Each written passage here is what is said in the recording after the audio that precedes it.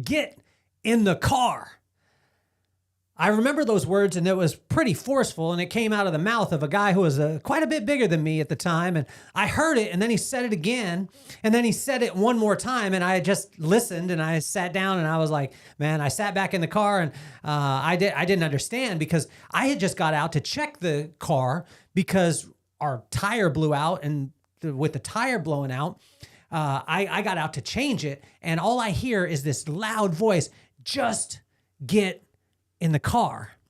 Well, it was my buddy Johnny, and he told me to get in the car, and I didn't understand, and he just starts driving. Well, the tire is blown out, and I can feel it. The tire is flat, and we drive into town. It's probably 7, 8, 10 miles outside of town. And by the time we get into town, the rim is destroyed. The tire is destroyed. The tire isn't even on anymore. We're rolling on straight metal all the way through, and we're just kind of laughing by this point.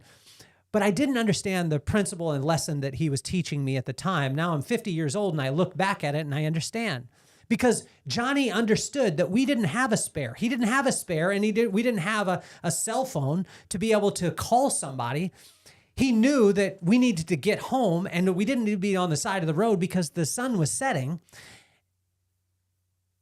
And he knew the circumstances, he knew all the things, but he didn't have the time to be able to explain them. He just wanted to make sure that I was good. I didn't realize what he was teaching me, but at the time he was, I just saw it as like, he's just crazy. He's going to drive on a rim that shouldn't be, destroyed his rim, all the things. But he was teaching me a principle about friendship, because friends see past right now. They see towards the future. They see the challenges that are coming, and they're willing to protect their friends at all costs. And my hat's off to Johnny, because his tire was disintegrated. His rim was absolutely ruined, but we got home safe. And now we have the story, and we laugh about it. We said that we were rolling on rim, and we did, from Jalama Beach all the way into Lompoc. And I tell you, it's probably one of the core memories that I have with him, because he was always making sure that I was okay. And as I sat down with Proverbs 5 today, it not only charges us to be a great friend, but it shows us how. You see, I had the example of a person in my life that showed me this. And then, probably almost 30 years later, I get to sit down with the text that was written 3,000 years ago. That's the blueprint of exactly who Johnny is to me in my life. So why don't we get this party started? Yeah.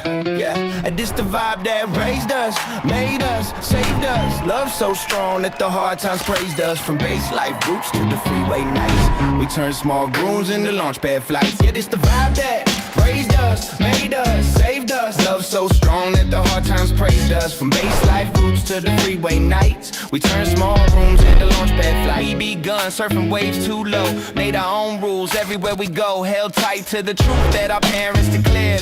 Anything is possible, the love stayed there. Now Rob's daughter ballin' on the end scene. Ole scene, Will's kids live dreams we never could have seen. This the vibe that raised us, made us, saved us. Love so strong that the hard times praised us. From base life roots to the freeway nights, we turn small rooms into launch pad flights.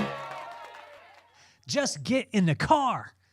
I remember that voice, and I remember how powerful it was. And it was like, I had never heard his voice like that. I had never heard Johnny, Johnny's a big dude. And, he was a lot bigger than me. And I knew that, like, when he said, get in the car, I just, at first I was like, who are you trying to talk to? And then it was just so forceful, but I had never heard him come at me that way.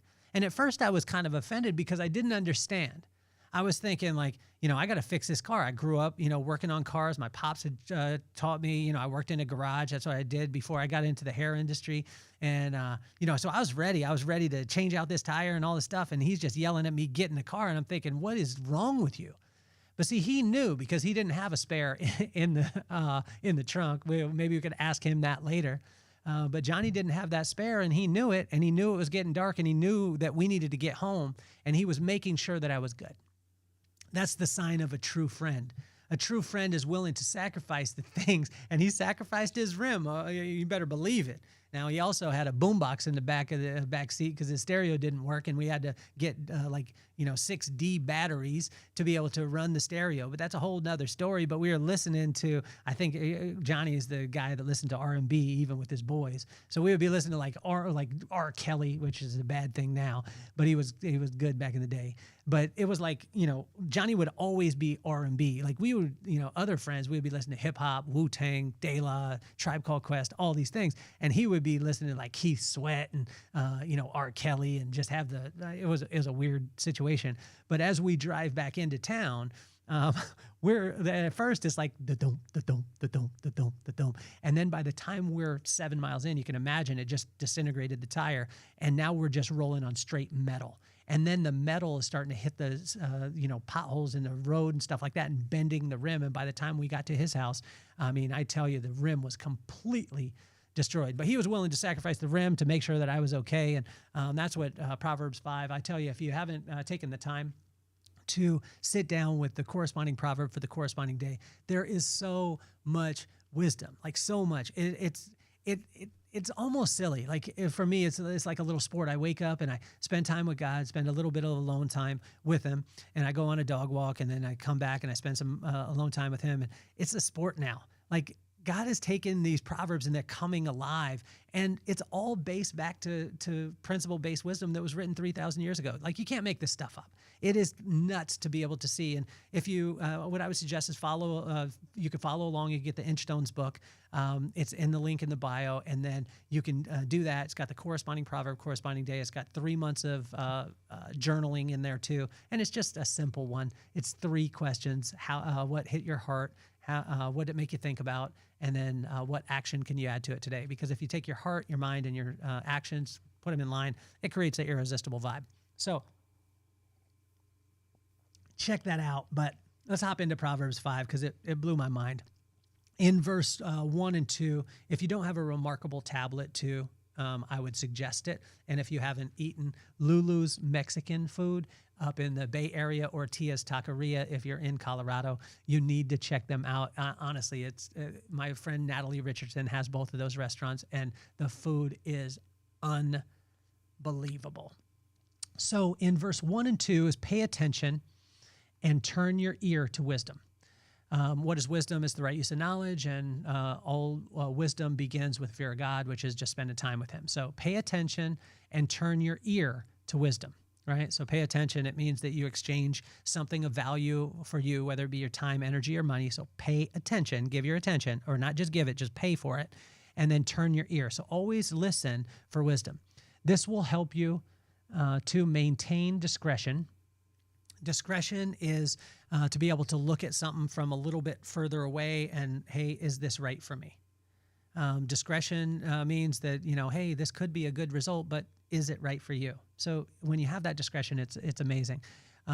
It'll help you to maintain discretion and preserve knowledge. That's verse 1 and 2. In verse 3 through 14, it's pretty simple. But great friends will protect you from the challenges that are coming. So when it sets it up as far as being the best friend, the blueprint for the best friend is pay attention, meaning that you exchange your time, energy, or money, and you pay attention and you turn your ear. You're always listening for wisdom. And where does wisdom come from? It comes from the fear of God, or the fear of God is the respect of God. It's just spending time with him. So if you spend time with God, that will help you to maintain discretion and preserve knowledge. Imagine that, just spending time with him. Just those benefits alone. If you just took that away from Proverbs 5, it would be enough. But there's more. In verse 3 through 14 is great friends will protect you from the challenges that are coming. Ultimately, sometimes your friends have better vision. Johnny had more vision than I did. He knew that there was no spare tire. He knew that the sun was coming down. He knew that we didn't have a cell phone. And he knew that if we didn't get our butts in the car and get back to home, we're going to be stuck out in the middle of nowhere with no way to be able to communicate. That's what he knew. He knew the challenges that were on the way. In verse 15 through 18, great friends will refresh you.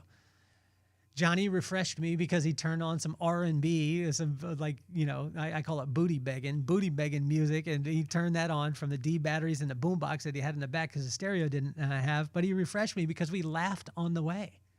We laughed in the midst of craziness, and he refreshed me. And great friends will do that. And the reason why, they can refresh is because they've been refreshed. So when they're locking in, spending time with God, like paying attention and turning their ear to wisdom, they'll be filled up and they can refresh you too. And if you want to be a great friend, you got to refresh others. My friend Johnny, if you haven't heard his podcast, we sat down and it was so much fun to be able to have him. He's been one of my best friends since I was in 4th grade. I was jealous of him early on because he had a Skyline bike. It was a white one, and it was like the expensive one. So, he was big time. And he used to ride it from the trailer court all the way to Los Padres Elementary School. And if you don't know where Los Padres is, then it's in Vandenberg Air Force Base, and it was unreal. I mean, it was really, but I was jealous of you, Johnny, because you had the Skyline bike. It was big time. Let's go to verse 19 through 20 is focusing on your friendship will always serve you. And what I found with Johnny and what I find with him, he just actually had a surgery the other day, and we all got a chance, all our friends that are the same friends since we were in 4th grade, we all got a chance to be able to pray for Johnny. And I got a chance to be able to talk to him. But, he was focusing, he's always been focused on our friendships. And when he lived in Shreveport, I'd go down to visit him, or I haven't been to visit him in Texas, but he lives outside of Dallas, and when my mom passed away, literally he just drove out just for the ceremony and then drove straight back. So 2 hours there and 2 hours back just to be there for a couple of minutes. But he was focused on our friendship, and I tell you, if you focus on your friendships, it'll always serve you. As we finish up today, and Proverbs 5 is so rich and so dense, but honestly, it's quick. It's the blueprint on how to be a great friend. And the cool thing is my mom would talk about this all the time, where she would say that, sometimes we need Jesus with skin. And I was like, well, what do you mean by that? She said, well, sometimes God sends people into our life with an example of what Jesus' love is, and you get to see it firsthand. Because a lot of times as a human being, we're having a relationship with something that we can't see. And so he brings people into our life. And I believe that God brought Johnny into my life, throughout my life as an example of friendship that showed God's love in my life, which I want to thank you, Johnny. I love you, man. And I'm so glad that things are going well too. And I do still want to challenge you, because you say you're a Saints fan, but you were a Dolphins fan growing up. And if you know this as a guy, you're not allowed to change your team like midlife. You can't do that. That's just not something you should do. But, I'll still love you and love you through it. I'll give you God's grace on that, Johnny. In verse 21 through 23, as we finish up, is God is a great friend. And the more you spend time with him, his character will be your example. If you want to be a great friend, just spend time with God. If you want to have wisdom, just spend time with God. If you want to be peaceful, spend time with God. You want to be filled up with love, spend time with God. You want to be right in line with your purpose and on time, spend time with God. If you want to be the greatest friend, like that example of what Johnny was, get in the car. Get in the car. And at first I was like, man, I don't know why he's talking to me this way. And then I realized he could see things that I couldn't see. Sometimes God is saying to you, get in the car. And sometimes you don't like his tone. Sometimes you don't like what he tells you to do. But it's because he could see what's on the way and on the horizon and what is coming, and he's trying to protect you. And Johnny showed me that example. See, Johnny was not trying to teach me a lesson that day. He was simply being a great friend.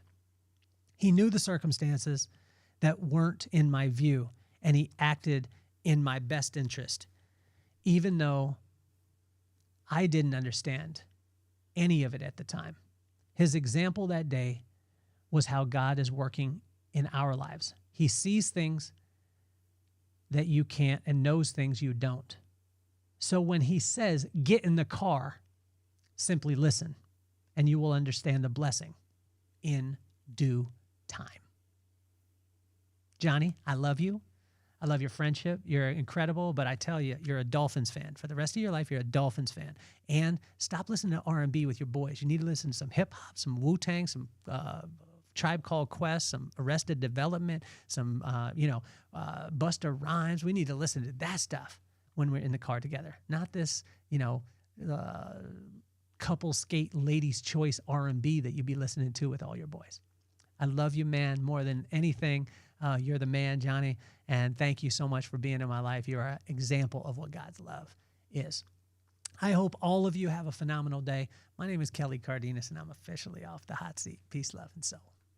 Yeah, and this the vibe that raised us, made us, saved us. Love so strong that the hard times praised us. From base life groups to the freeway nights, we turn small rooms into launch pad flights. Yeah, this the vibe that raised us, made us, saved us. Love so strong that the hard times praised us. From base life groups to the freeway nights, we turn small rooms into launch pad flights. We begun surfing waves too low, made our own rules everywhere we go. Held tight to the truth that our parents declared. Anything is possible, the love stayed there. Now Rob's daughter ballin' on the end scene. Olay scene, Will's kids live dreams we never could have seen. This the vibe that raised us, made us, saved us. Love so strong that the hard times praised us. From base life roots to the freeway nights, we turn small rooms into launch pad flights.